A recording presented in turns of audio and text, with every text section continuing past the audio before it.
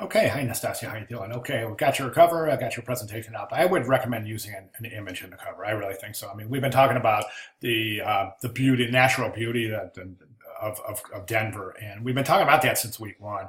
And I know you've mentioned several times that the breathtaking scenery in Colorado, specifically in Denver. So I think we should exploit that, use that on the cover. Right now, this gray background, it's just not working. It's not creating any excitement for the viewer to really want to jump in here and start looking through the pages. Okay, again, you've got the gray background. I would use a white page. I really would. I just think that, the beautiful white snow in Colorado is just should be mirrored by a beautiful white page in your background of your presentation. You've got some low resolution images here. Those will have to be changed out. I wouldn't put the type in boxes. It's kind of squeezing them in. It's kind of feeling like it's choking the type, as opposed to letting the type have this wide interaction with the page and with the body copy. So I would recommend not putting the headlines in boxes. The next thing is I want you to take a look at the relationship between the left margin here and the left margin of the headline. Then take a look at the left margin here and the left margin of the headline here. It's really offset quite a bit, so there's an inconsistency there. Then over here, the whole text box jumps, but it seems like the headline stays the same place. Well, actually, no, the headline jumps too, but the relationship between where the left margin is in relationship to the left margin of the headline really changes on this page. It jumps all the way to the right. The text box moves all the way to the left instead of maintaining that same consistency. So that's an inconsistency that will definitely have to be addressed. My recommendation here would be this: to pick a spot, like let's say you want your type right here on every page. Leave that text box alone and don't let it move from page to page. Just leave it right there. Then assemble your headline in a left alignment with the text box and leave that alone on each page. So your text resides and your headline resides the same spot on every page. This will help establish a visual consistency. It will help establish a cadence or a rhythm for the viewer so that the viewer knows where to look or expects where the text is going to start on each page. So the eye doesn't end up jumping around every time you change the page. Okay, let's take a look at this. Now this, you've changed completely. You've changed the background color and the color of the type itself.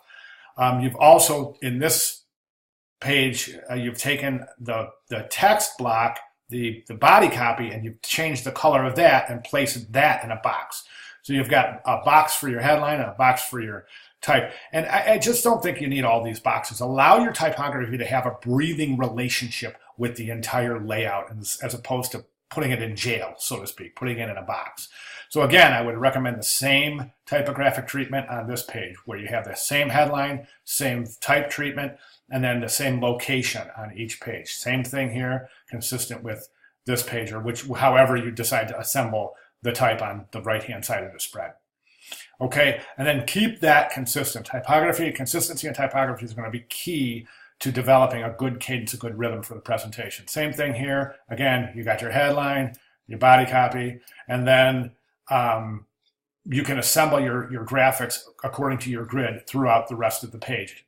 I mean, one really good thing is you're definitely not afraid to use white space. I think you're developing some good use of white space. So once we get some consistency in the presentation and the location of the typography, I think you're going to be able to really exploit that white space. But that's a really good sign that you're showing that you're not afraid to design with white space. Good job there. Now, as far as the design development goes, this stage, I think you're underdeveloped here. You've only got 2 pages. You go from concept design, the finished logo, to your design development phase 3.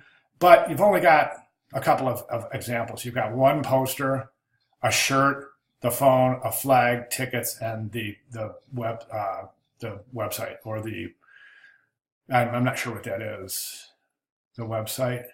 Okay, yeah, the splash page for the website. Okay, so that points to further development. We need a lot more placement shots. We need to really develop a relationship between the logo and all of the collateral materials in their placement. So we really need to see some variation here.